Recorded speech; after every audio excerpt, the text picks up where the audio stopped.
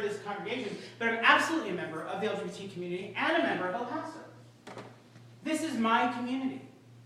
And I'm very, very ownership fanatic about my community.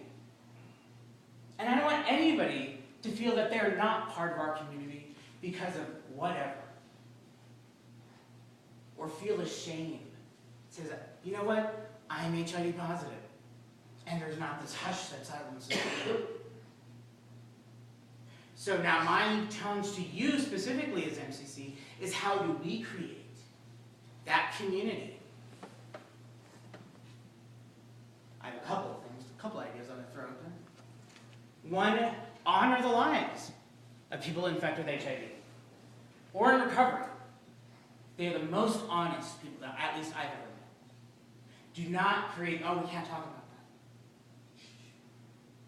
We do that. Do you ever notice? Anybody says HIV, the room falls silent. There's a reason for that. And it comes out of our own stuff that's happening. Nothing on them. But because of our own fears, we silence that room. And then we then re-stigmatize that person. Using comparison and piety as a justification to exclude. We've seen throughout the ages, fill in the blank. And it amazes me how we still continue to use it to this day.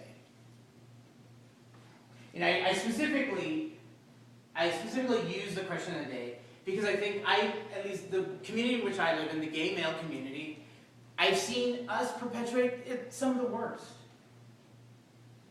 And I'll take ownership of that as well. I want to raise my chin a little higher. You did protect yourself.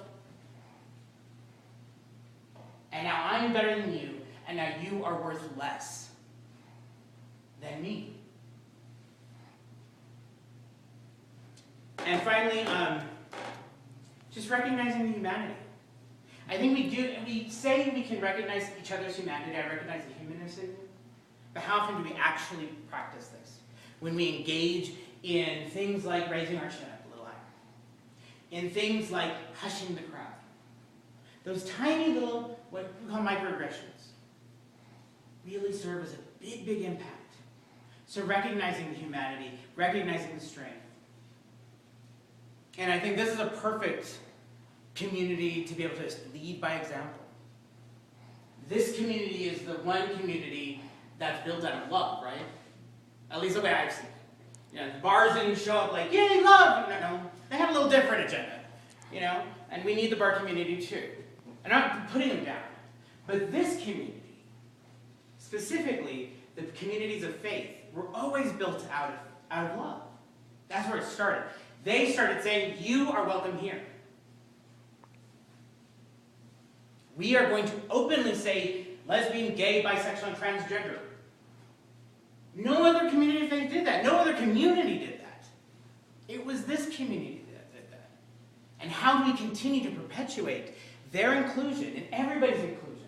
If we don't recognize them, if we don't vocalize them, if we don't say it out loud, people infected with HIV and AIDS, just like gay and lesbian, 50 years ago. Oh my God, I said gay. I guess homosexual people. There's that same fear, stigma. We still continue to perpetuate it today.